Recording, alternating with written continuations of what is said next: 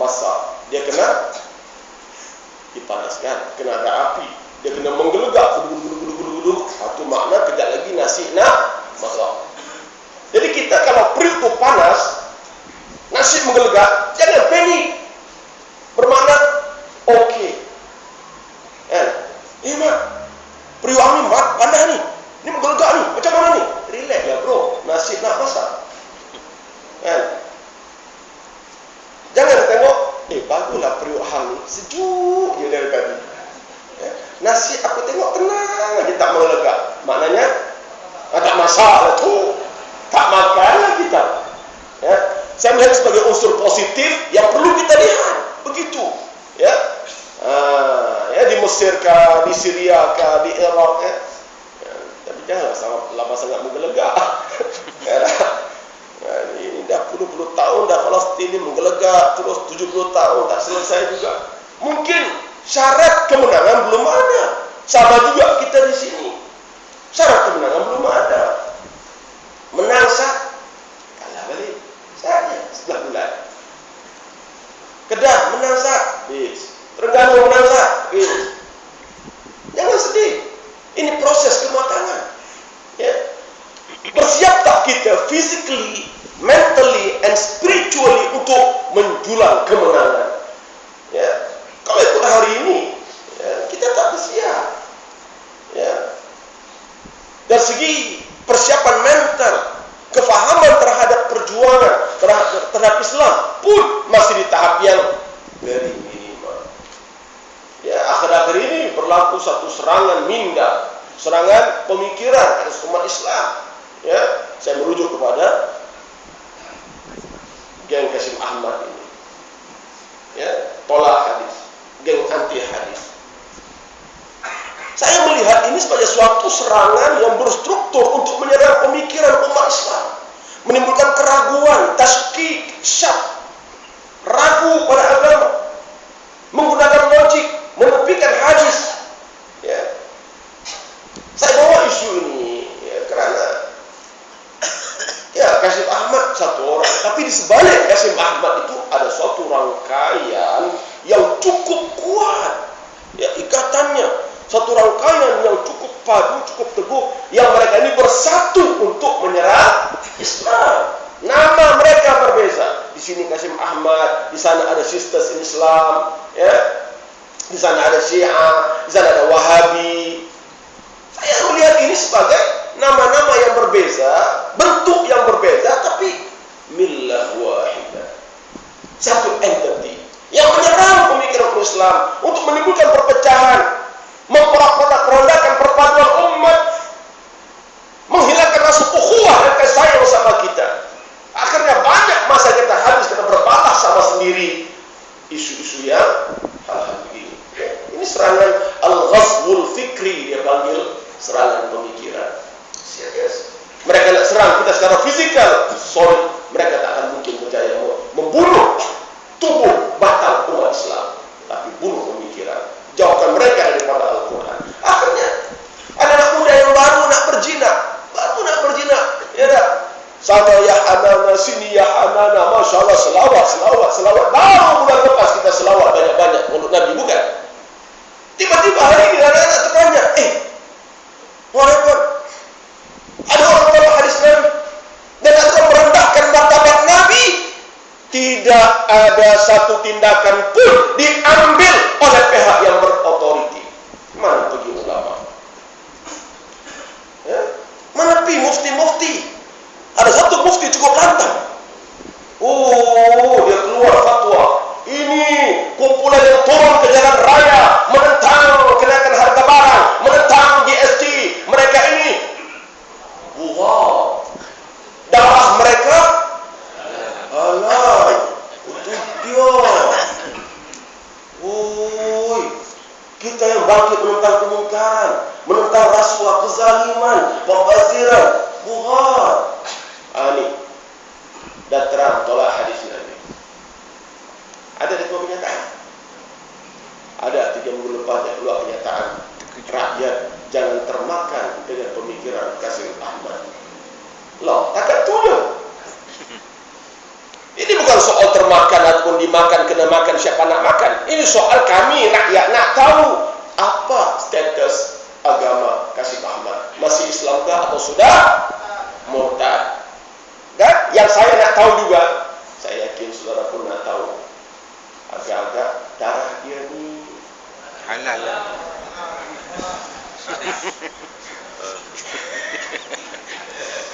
Harus tu namanya. Jadi saudara sekalian, tak ada sampai sekarang. Dibiar saja. Kenapa? Sebab mereka millah wahidah. Sebab kepentingan mereka sama untuk melemahkan umat Islam. Bila umat Islam lemah, bila pemikiran Islam lemah, bila pemahaman Islam lemah, maka mereka yang menentang Islam pun kuat. Itu saja. Ya. Musuh Islam ini kejahilan. Bila umat Islam jahil, Islam akan lemah. Oh ya. Namanya mereka berbeza. Mana pergi NGO yang cukup hebat, klaim sebagai pejuang bangsa dan agama, bermacam nama, ada pekasan, ada jeruk, ada macam. Mana pergi mereka? Bila pemimpin dihina, tu dia siap barak, bawa kepala lembu, main. Sembelih ayam, semah darah ayam, teror sungguh, main. Dia boleh kepak kepala ayam macam tu ya. Ambil telur, pergi salam dengan orang tu, pecah telur di tangan dia. Dahsyat ini pejuang bangsa dan agama. Bila Nabi dihina, mana pergi buat-buat ni? Millah wahidah, mereka satu geng. Percayalah tuan-tuan. Ya. Nampak nama bermacam-macam, tapi mereka hakikatnya mereka bersatu melemahkan Islam. Ya, soalnya apa yang kita perlu buat? Melihat ini, apakah berdiam diri saja? Saudara, dia tolak hadis dan dia meletakkan logik akal di atas. Dia kata apa? Muhammad ini manusia biasa. Takkan semua cakapnya betul. La ilaha illallah. Hampa tak rasa apa-apa kan? Tak rasa apa-apa kan? Ada yus. Betul. Muhammad manusia biasa. Dia mungkin cakap salah juga macam kita. Akan ingat Muhammad ni pandai merapu kan? Dia lupa ke Allah janji dalam Al-Quran, wa ma yantiqu 'anil hawa in huwa illa wahyun yuha. Setiap kalimah yang dilafazkan oleh Muhammad itu bukan daripada kehendak diri pribadi sebagai insan, sebagai manusia, tetapi dia adalah wahyu yang diwahyukan dari Allah Subhanahu wa taala. Oh, jadi Ustaz, hadis itu wahyu juga lah. Wahyu macam Quran kan? Macam Quran, tapi lain. Lain macam mana? Quran itu kalamullah.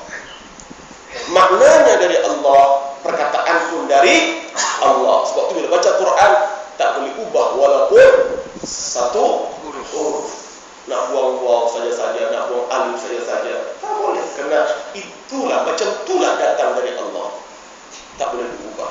Adapun hadis itu kalamun Nabi, tapi maknanya dari Allah, maknanya wahyu. Makna itu diwahyukan oleh Allah dan Nabi guna wording dia sendiri. Sebab tu kita boleh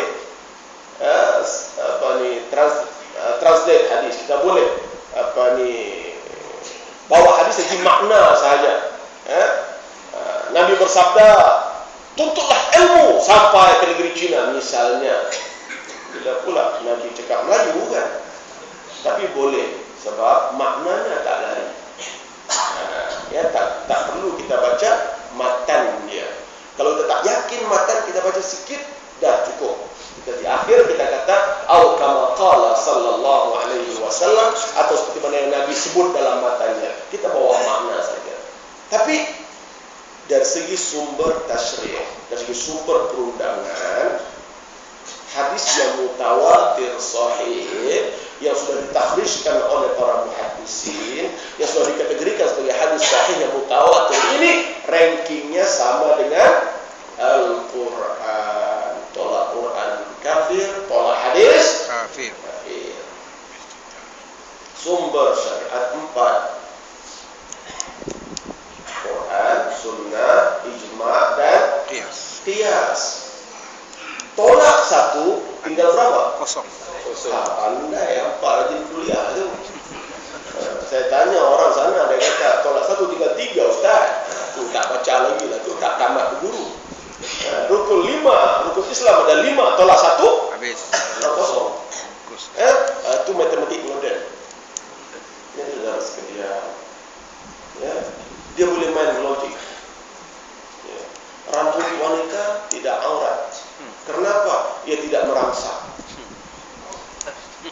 Tak, kalau tengok rambut pun steam dia.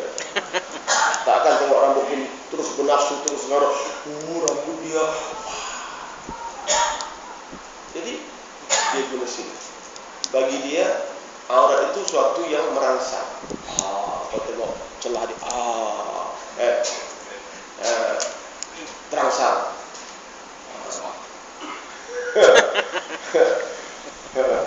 Tidak terangsang langsung.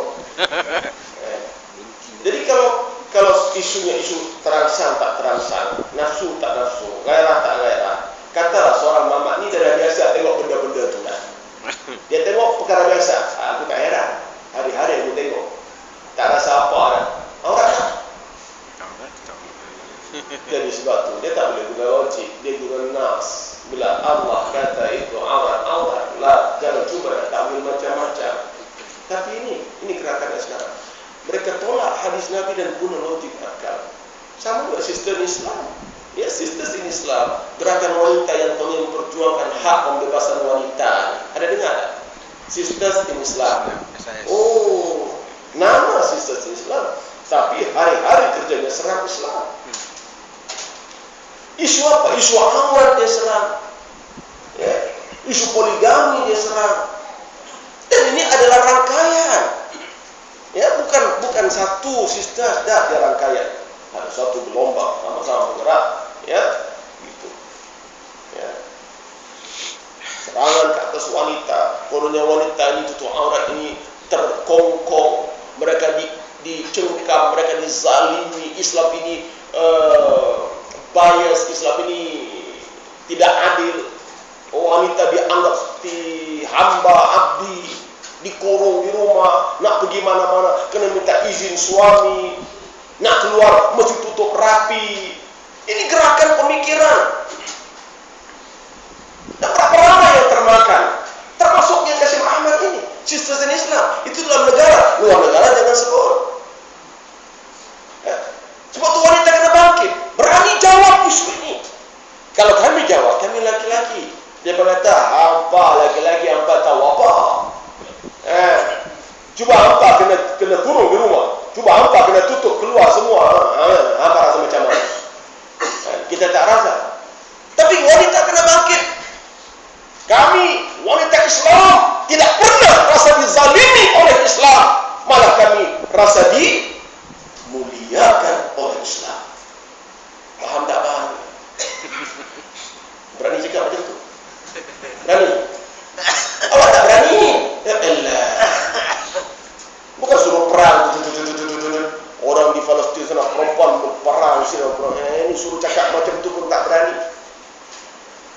Kami wanita Islam tak pernah rasa diperhampakan. Memang kami jaga rumah, kami nak keluar minta izin suami, tapi itu kemuliaan untuk kami. Barulah bila perempuan yang bercakap, dia pernah kata apa? Ini perempuan cakap ni kan? Ya. Satu kes di UK, seorang wanita buat PhD, dia pakai niqab, tapi dia berjaya hasilkan satu tesis PhD yang cukup hebat. Dalam bidang apa? Dalam bidang sains. Oh, hebat. Ya. Jadi pada hari convocation, dia dapat merit, dapat anugerah cemerlang. Jadi wartawan tengok dia pelik. So wartawan pergi dekati dia. Dia nak tanya sikit. Saya kalau tengok pakaian, saya punya persepsi kamu ni seorang wanita yang primitif, undur, tak maju, pemikiran tertutup. Tapi hari ini dia kata saya pelik. pakaian kami tidak seperti yang